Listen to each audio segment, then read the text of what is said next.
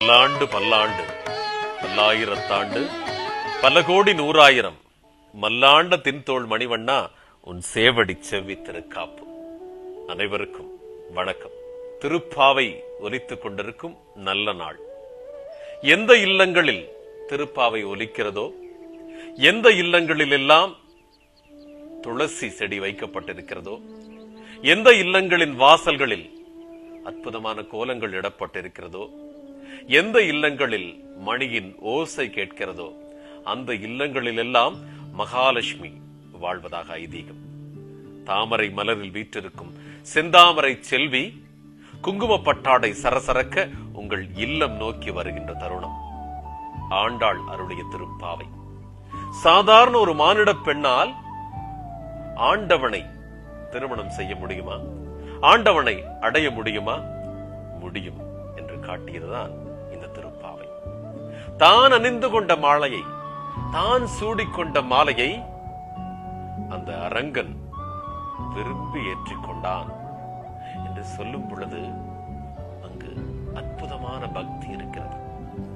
பக்தி இலக்கியங்கள் பெரும்பாலும் கடவுள் மீது அசைக்க முடியாத, அதாவது சந்தேகமே இல்லாத ஒரு பற்றுத்தான் பக்தி இலக்கியங்கள் என்று சொல்வார்கள். சந்தேகம் இல்லாமல் இம்மையே உன்னை சிக்கன பிடித்தேன் என்று சொல்லி இருக்கிறார்கள். நாயன்மார்களாக இருந்தாலும் சரி, ஆழ்வார்களாக இருந்தாலும் சரி, ஆண்டவன் மேல் கொண்ட அதீத பக்தியின் விளைவாகத்தான் இந்த திருப்பாவையும் திருவம்பாவையும் இன்னும் பிற பாசுரங்களும் உருவானது.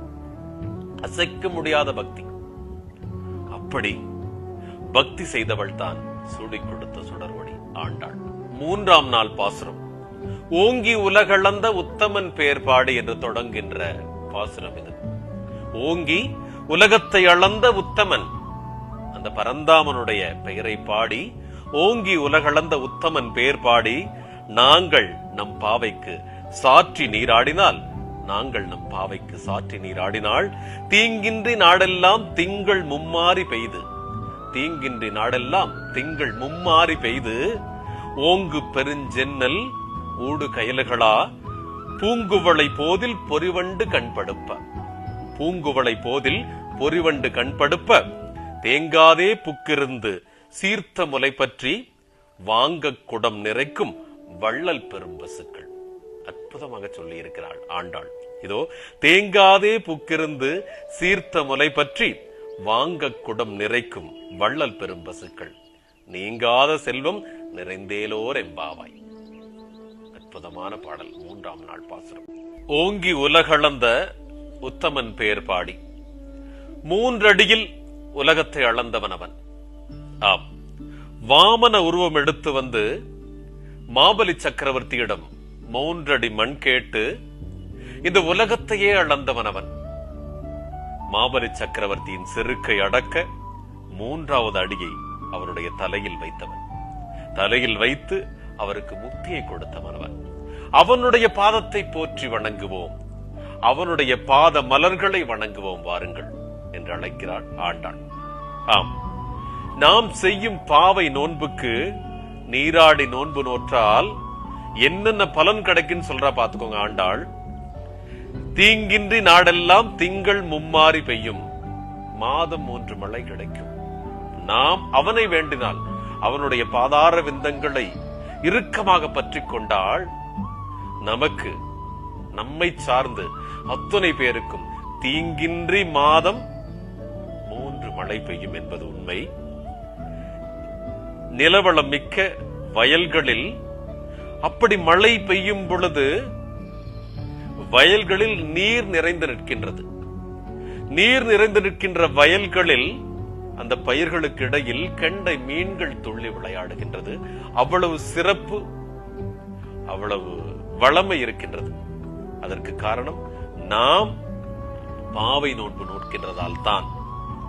பொறி வண்டுகள் அழகிய குவளை மலர்களில் தேனை உண்டு படுத்து உறங்குகின்றது.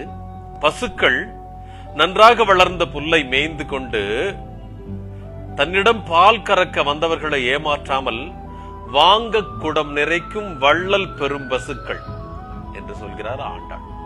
அவ்வளவு சிறப்பு, அவ்வளவு வளமை இருக்கும். நாம் பாவையர் அத்துணை பேரும் சேர்ந்து நீராடினி நீராடி பாவை நோன்பு நோற்று அவனுடைய பாதார விந்தங்களில் சரண் புகுந்தால் இத்தனையும் நடக்கும் என்று சொல்கிறாள் ஆண்டாள்.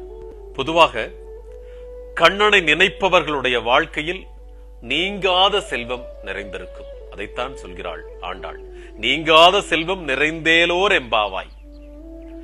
கண்ணன் ஒற்றை வார்த்தைக்கு கட்டுப்பட்டவன். அந்த பரந்தாமன் அடியவர்களோடு செய்யக்கூடிய சின்ன செயலுக்கு கூட கட்டுப்பட்டவன். எனக்கு ஆடம்பர பூஜைகள் வேண்டாம், அஸ்வமேத யாகம் வேண்டாம், எவன் ஒருவன் மனசுத்தியுடன் ஒரு பூவோ ஒரு பச்சிலையோ ஒரு துளி நீரோ மனசுத்தியுடன் என் மேல் எரிவானாயின் அங்கு அந்த இடத்திற்கு நான் வருகிறேன் என்று கீதையில் கண்ணன் உரைத்திருப்பதாக சொல்வார்கள். பொதுவாக நாம் செய்யக்கூடிய மனதார நாம் செய்யக்கூடிய பூஜைகளுக்கு கடமைப்பட்டவன் கண்ணன். குருவாயூர் கண்ணன் கோவிலுக்கு பக்கத்தில் இருக்கின்ற பழக்கடையில் ஒரு பையன் 2 பழத்தை திருடிட்டு ஓடிட்டான். 2 பழத்தை திருடி கொண்டு பையன் ஓடுகிறான். கடைக்காரர் பின்னால துரத்தி ஓடுறார். கொஞ்சம் தூரம் போகும் பொழுது பையன் என்ன பண்ணா, 2 பழத்துல ஒரு பழத்தை எடுத்து குருவாயூர் கிருஷ்ணர் கோவிலை நோக்கி ஒரு பழத்தை வீசிட்டான். இன்னொரு பழத்தோட ஓடிட்டே இருக்கான். கடைக்காரர் ஓடி போய் பையனை பிடிச்சாரு. பையனை பிடிச்சு கூட்டிட்டு வந்தாரு. கூட்டிட்டு வந்து பையனுக்கு என்ன தண்டனை கொடுக்கலாம், பொதுவான மக்கள் எல்லாத்தையும் வச்சு கேட்டாரு. இந்த பையனுக்கு தண்டனை கொடுக்கணும். சின்ன பையன் பசியால திருடினாலும் சரி, ஆனால் திருடியது குற்றம்.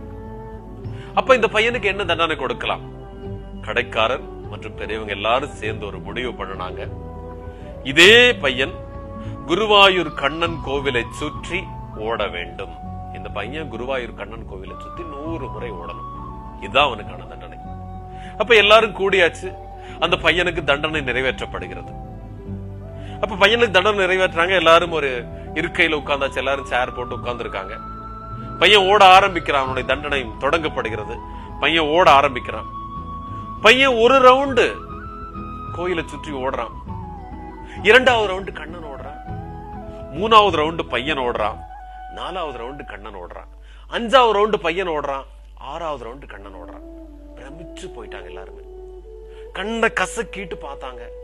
சாட்சாத் கண்ணன் தான் ஓடுறான்.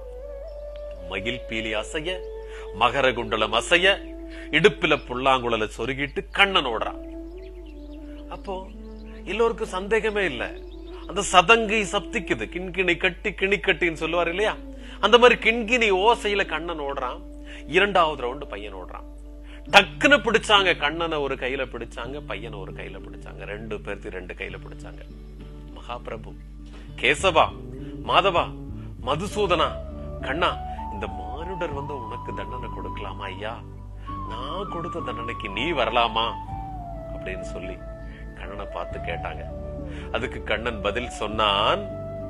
தெரிந்தோ தெரியாமலோ, அறிந்தும் அறியாமலும் செய்கின்ற பிழைன்னு சொல்லுவாங்க இல்லையா, தெரிந்தோ தெரியாமலோ இந்த பையனுடைய திருட்டில் எனக்கும் பங்கு உண்டு. கண்ணன் பங்கு பெறுவான்னு சொல்லி அவன் வீசல. ஏதோ ஆத்மார்த்தமான ஒரு அன்புல என்னை நோக்கி பள்ளத்தை வீசிட்டான். அப்போ அது என்னை வந்து சேர்ந்து விட்டது. அவன் செய்த பக்தி, அவன் கொடுத்த பழம் திருட்டு பழமாக இருந்தாலும் அந்த திருட்டில் எனக்கும் பங்கு உண்டு. அதனால் தண்டனை இருவருக்கும் சரிசமமே என்று கர்ப்பகிரகத்திலிருந்து ஓடி வந்து மயில் பீலி அசைய, மகர குண்டலம் அசைய, இடுப்பில் புல்லாங்குழலை சொருகி கொண்டு கண்ணன் அந்த தண்டனையை பெற்றுக் கொண்டான் என்றால், நாம் மனமுருக திருப்பாவை பாவை நோன்பு இருந்தால் நிச்சயம் அத்தனை பேருக்கும் நீங்காத செல்வம் நிறைந்தேலோர் எம்பாவாய் என்று சொல்லி மீண்டும் நாளை சந்திப்போம். வணக்கம்.